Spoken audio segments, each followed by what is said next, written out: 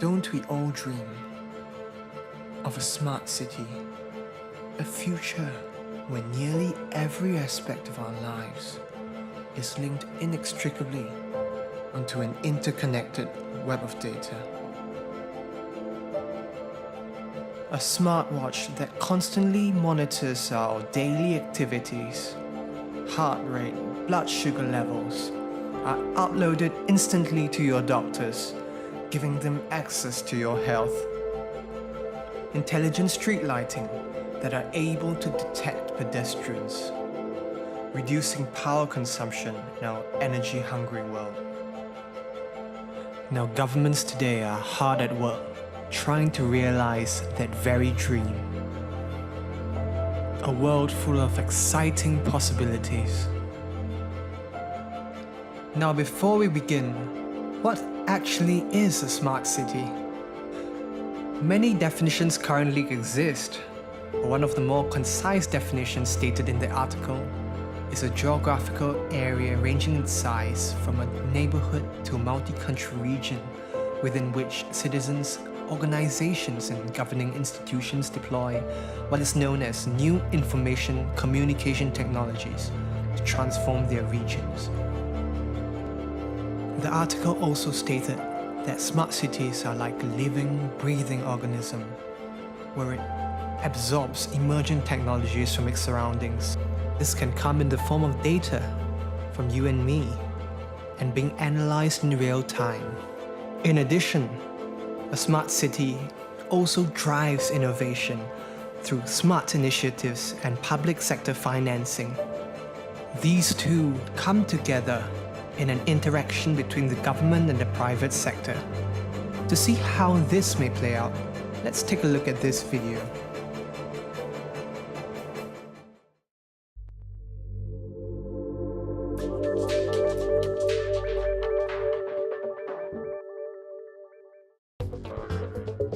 The way we receive our electricity hasn't changed much in the last 100 years. A coal, nuclear, or hydropower plant sends electricity through transmission lines to substations and on to transformers.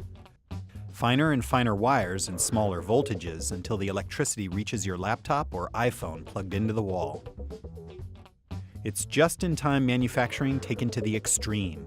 Since electricity travels close to the speed of light, every kilowatt must be used the instant it's created. For utilities, this means balancing a heavy load, trying to match the supply of electricity perfectly and nearly instantly with demand. When demand outpaces supply, everything goes dark, a blackout. Hence the need for spinning reserves, backup power plants that pump electricity into the system at a moment's notice. Keeping these plants online is the most expensive part of your power bill and wastes fuels like natural gas. But since the 1980s, the power grid has been getting smarter. Utilities began putting sensors in places that use a lot of electricity, like factories. These sensors send back real-time data about energy use, giving utilities a heads up on the demand side of the equation. As sensors become cheaper and cheaper, and technologies like the internet and wireless communication become widespread, utilities are adding more and more sophisticated sensors to the grid. And this means one thing: more information. This flood of data will be quickly parsed to locate power failures, reroute electricity, or avoid overheating power lines. That means utility companies can stop relying on grandma to let them know the power's out. It also means they can better deal with power line failures like the one that blacked out the northeastern US in 2003. Within the next decade, sensors are likely to be everywhere. One type, commonly known as a smart meter, will do to homeowners what the utilities have long done to factories. Two-way communication will give both utilities and customers better information about who's using what and when. It could even let utilities do things like temporarily turn off a smart appliance in your home to help avert a blackout. And that means utilities can cut down on backup power plants and also use less reliable but cleaner electricity sources, like wind turbines or solar cells. In a world where energy needs to be cleaner, that just seems smart.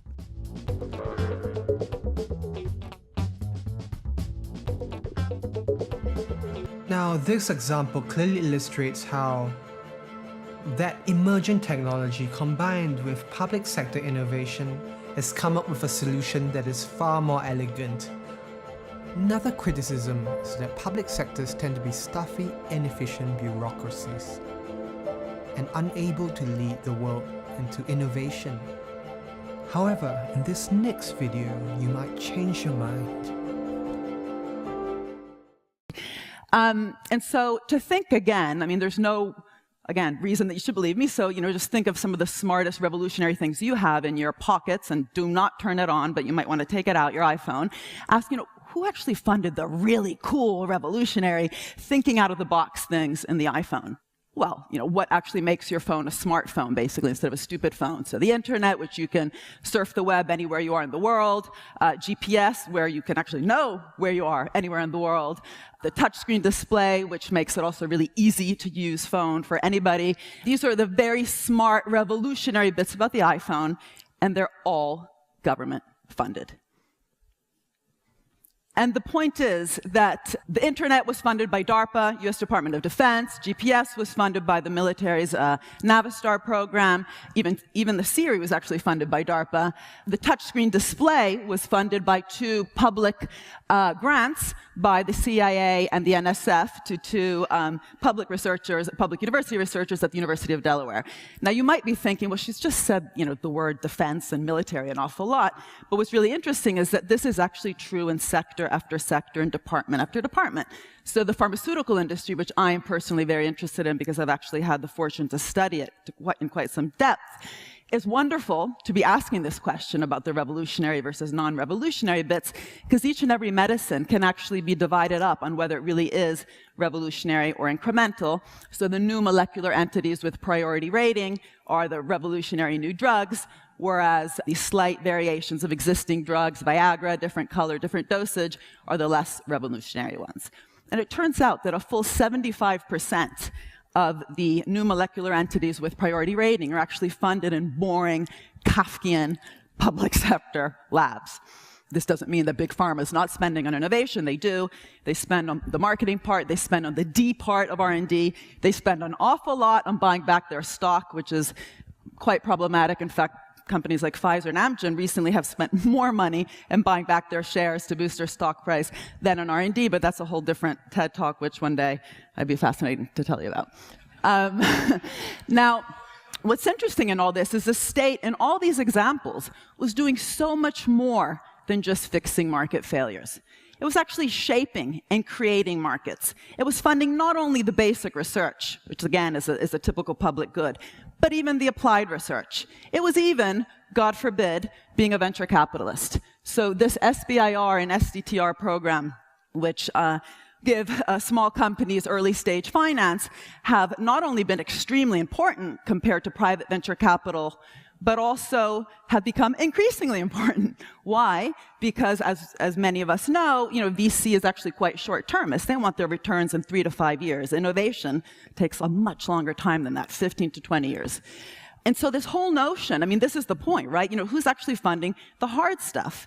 Of course, it's not, just the state. The private sector does a lot. But the narrative that we've always been told is the state as important for the basics, but not really providing that sort of high-risk, revolutionary thinking out of the box.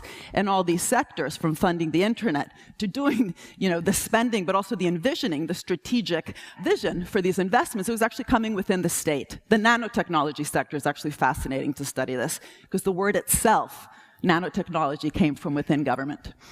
And so there's huge implications of this. First of all, of course, I'm not someone, this old-fashioned person, market versus state. What we all know in dynamic capitalism is that what we actually need are public-private partnerships. But the point is, by constantly depicting the state part as, necessary, but actually a bit boring and often a bit dangerous, kind of Leviathan, I think we've actually really stunted the possibility to build these public-private partnerships in a really dynamic way. Even the words that we often use to justify the P part, the public part, well, they're both Ps, with public-private partnerships is in terms of de-risking. What the public sector did in all these examples I just gave you, and there's many more, which myself and other colleagues have been looking at is doing much more than de-risking. It's kind of been taken on that risk, bring it on. It's actually been the one thinking out of the box. But also, I'm sure you all have had experience with local, regional, national governments, and you're kind of like, you know what, that Kafkian bureaucrat, I've met him. You know, that whole juxtaposition thing, it's kind of there. Well, there's this self-fulfilling prophecy. By talking about the state as kind of irrelevant, boring, you know, it's sometimes that we actually create those organizations in that way. So what we have to actually do is build these entrepreneurial state organizations. DARPA, that funded the internet, and Siri actually thought really hard about this, how to welcome failure, because you will fail.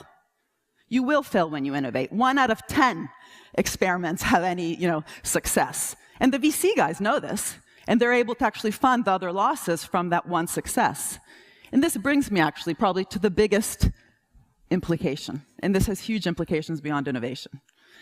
If the state is more than just a market fixer, if it actually is a market shaper, and in doing that has had to take on this massive risks, what happened to the reward, right? I mean, we all know if you've ever taken a finance course, the first thing you're taught is sort of the risk-reward relationship, and so some people are foolish enough or probably smart enough, if they have time to wait, to actually invest in stocks because they're higher risk, which over time will make a greater reward than bonds, that whole risk-reward thing.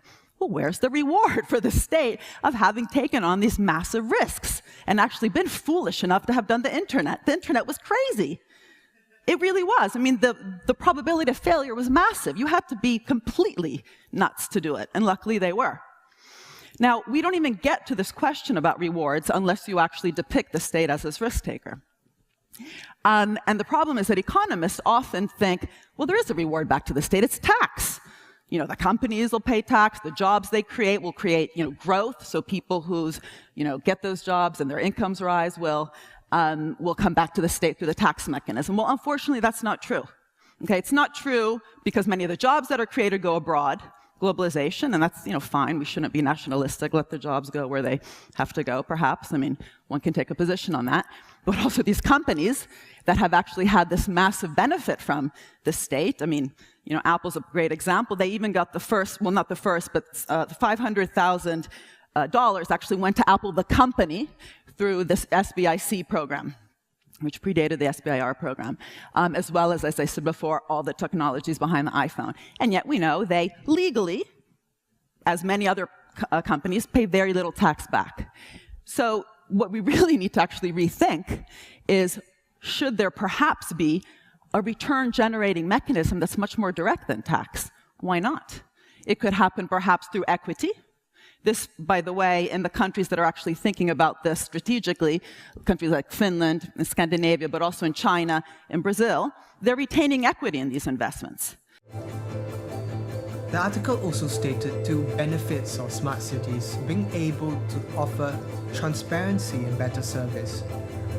Now, in the past, where you could only have a one-way interaction between the public sector and its citizens, today, that has been transformed totally by smart technologies. Look at how many government organizations that have a combination of Facebook, Instagram. Social media is being used by politicians far and wide to influence. Smart cities also provide for better service, freeing up time that we can otherwise use for leisurely activities. The new reality certainly is exciting. So what technologies are you most excited about? What is the smart city that you want to live in? That is food for thought.